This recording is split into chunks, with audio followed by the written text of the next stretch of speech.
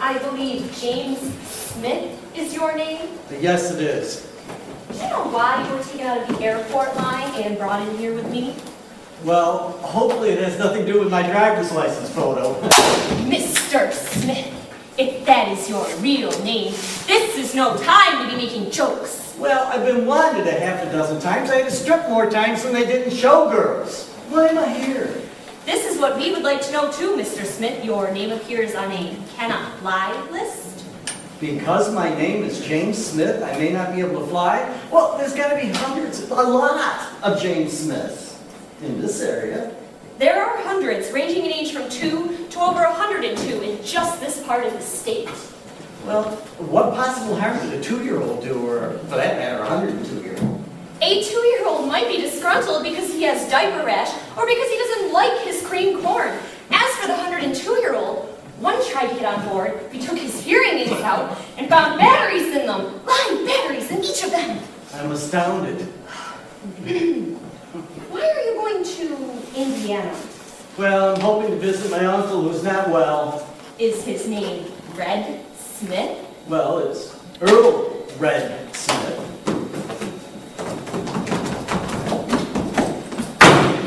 Here you have a red suitcase, which is rather an unusual color for a man to carry, and you have an uncle with a nickname of Red. I had to borrow this one. My brown one had a broken handle.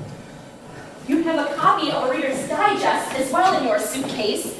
Take out the A, E, R, and S, and you have Red Digest. Which means? The Patriot Act, page 102, column 3. Preoccupation with the color red in any form can be cause for search and possible seizure of property. Are you a Mormon? Why in the world would you think that I'm a Mormon? Your last name is Smith. Well, if I said I was a Mormon, could I get on the plane then? If your name was James Mormon, you could. There are no restrictions yet on anyone with that name. How many televisions do you own? One. A 13-inch color TV. I bought it 12 years ago. I paid cash for it. I see. Cash. That usually means no paper trail, wouldn't it? Why would someone want to leave a paper trail? What does a television set have to do with my patriotism? Patriot Act, page 303, column 6. Loyal Americans purchase only radios and, most important, televisions every 2 or 3 years. A true American will pay for said items with an American credit card. The use of cash may well be looked upon as suspicious. Where do you work in Syracuse, and who do you know there? I work in a print shop. I've been there about 12 years. I know everybody there. I'll bet they all have newer TVs and paid with credit cards. I'd rather talk about my TV set. You know, I could have lied to you, said I had a new one. Flat screen TV at that. Actually, we know what is in your apartment. When you go to work, we have loyal people who keep track of any questionable items that you might have. What gives you the right to search my apartment without due cause? Oh, just who are these loyal people continually going through my apartment? Oh, could those be those 2 guys that moved down the hall in 2001? Nobody seems to know too much about them. I won't say, but they have been giving fish food to your guppies and watering your fern. However, your particular fern is not listed in the Patriot Act book, nor is your private library. You know, I did notice a cigarette butt in the ashtray once, but I thought that was the landlord's. I don't have any books, just a Bible, a few others. All the books are by Stephen King. The Bible is a King James translation. I think a psychologist could interpret that as a repressed longing to live in England. Oh, the Bible was a gift from a God-fearing American minister. See here, you must know that I pay my taxes on time, and that indirectly benefits you by paying your salary. I give to other organizations as well. Let's take a look at your contributions. You give money to the Red Cross. What countries do we know that are red? Here's a contribution to the Quakers Refugees Relief Program. However, Quakers oats are on our approved things list. At this point, I'm not surprised you have my tax form, but they're only one-time donations. Please, tell me what the Patriot Act is. page 202, section 3.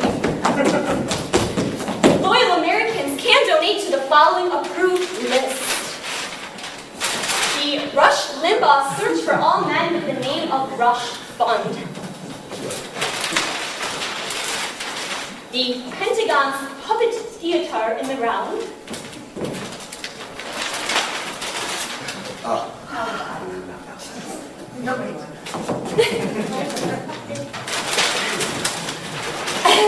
The revival of the obscure comedies of the Joe McCarthy Fund.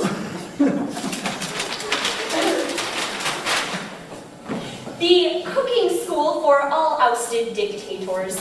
Just to name a few. I will have a complete list printed out and sent you at cost. That'd be a big help. What is troubling is the fact that you have been observed constantly bringing back Chinese food to your apartment. These dates here, circled with an American-made blue pen, are just from the past 2 months. I happen to like Chinese food. I only eat it once or twice a week. And, you know, who's keeping such careful track of me? I notice the times and dates and even how much I throw away are indicated there. Food section, page 202, column 1. Good Americans should be eating only good American foods. Highly recommended. Land of Lakes real butter, fresh milk and eggs, Land of the Free barbecue sauces. Charlie Daniels gives the sauces 4 stars. Am I being punked? Am I on some kind of Dateline show to catch a nickel? I spotted a letter to Michael Moore. Look again, please. That's a letter to Michelle Moore, my cousin in Utica. Oh, wait a minute. Where's my suit? And my box of chocolates? You mean the God Diva chocolates and the suit? Yes, where are they? The suit was confiscated. It was a navy blue Army Ani. The chocolates were God Diva. God should not be casually used to sell things. It was an Armani. An Armani. And the chocolates were my aunt's favorite. They cost $30 a pound. They didn't go to waste. However, one of the men ate some of it, went into a diabetic coma. You'll soon be receiving his hospital bill. That's absolutely crazy. What gives him the right to do that? 9/11? Patriot Act, page 303, column 6. Any candy with a religious-sounding name can be confiscated, eaten, and purchaser will be responsible for any ill effects from ingestion, with a leap year exception. Unbelievable. Is there anything else? You eat French vanilla ice cream and French fries. You have no wife, no creases in your pants, have Richard Simmons bobbleheads. Well, the vanilla ice cream was from Frenchie's Dairy, and I no longer eat Freedom fries. And my late second wife was one that collected the Streisand albums, and she ironed my pants.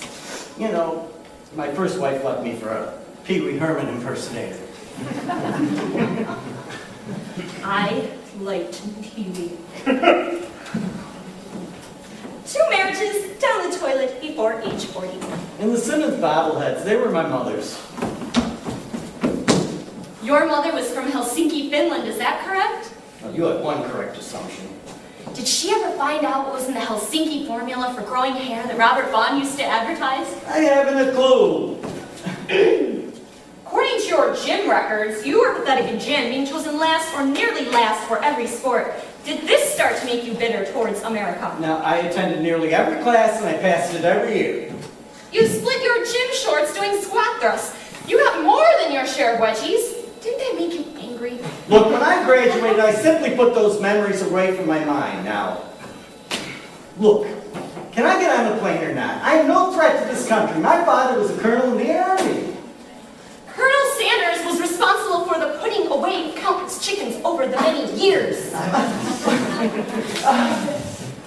My middle name's Sylvester. There can't be that many James Sylvester Smiths in this area. We don't bother with middle names. It makes too much paperwork. Besides, Sylvester is the name of a cat. Cats have fleas. You can find plenty of sand fleas in the Middle East. The Middle East. Look! I give up. Next.